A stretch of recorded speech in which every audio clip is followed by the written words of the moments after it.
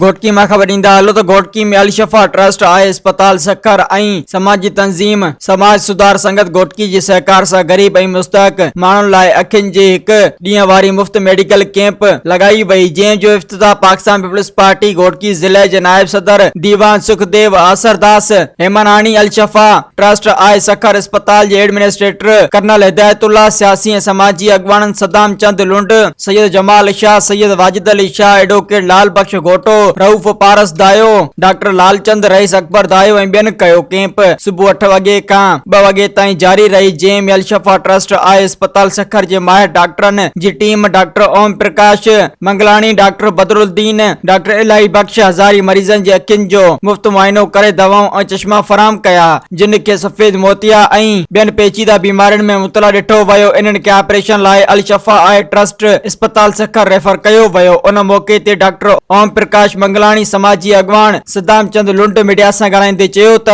लॻल आहे ऐं जेको आहे त तक़रीबन अॼु 2000 OPD मूंखे लॻे थो थी वेंदी, तमामु घणी रश आहे ऐं जेको आहे त पोएं साल खां बि रश वधीक आहे ऐं पोएं साल तक़रीबन असां 200 ऑपरेशन कयासीं, लॻे थो हिन दफ़े ऑपरेशन 300 खां क्रॉस थी विया ऐं दवाऊं चश्मा चेकअप वग़ैरह सभु ते फ्री थो थिए, मानी टिकी सभु फ्री आहे पेशेंट जे लाइ।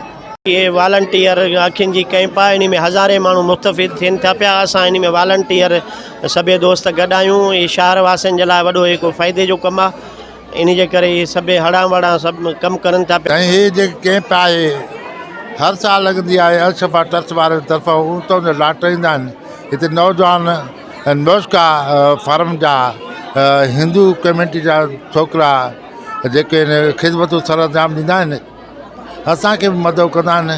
हिन मां 25 अची चुका आहिनि ऐं तक़रीबन 900 950 अञा पोइते आहिनि ऐं ही कैंप समाज सुधार संगत घोटकी तरफ़ां लॻी रही आहे ऐं इन जी शेवा में सुध समाला निष्काम युथ फोरम घोटकी आहे। ये कैंप 3 कैंप आहे, हर साल कैंप लॻंदी आहे। सर इंसानियत जी ख़िदमत आहे।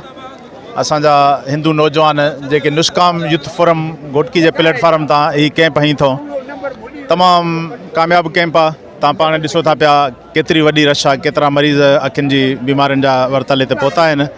ऐं सम्झां थो पियो त अॼोकी हिन कैंप सां न सिर्फ़ु हज़ारे माण्हुनि जी तपास थींदी, पर समय माण्हुनि जा ऑपरेशन थींदा ऐं उन्हनि खे मुफ़्त दवाऊं ॾिनियूं वेंदियूं, जंहिंजो सेरो असांजे निष्काम युथ फोरम जे नौजवाननि ते, जिन जी अॻवानी उस्ताद सुदामचंद करे थो, उन्हनि खे जसो हुजे जे उहे हिन नफ़्सा नफ़्सी वारे दौर में इंसानी ख़िदमत जे जज़्बे तहत ही कमु कनि था।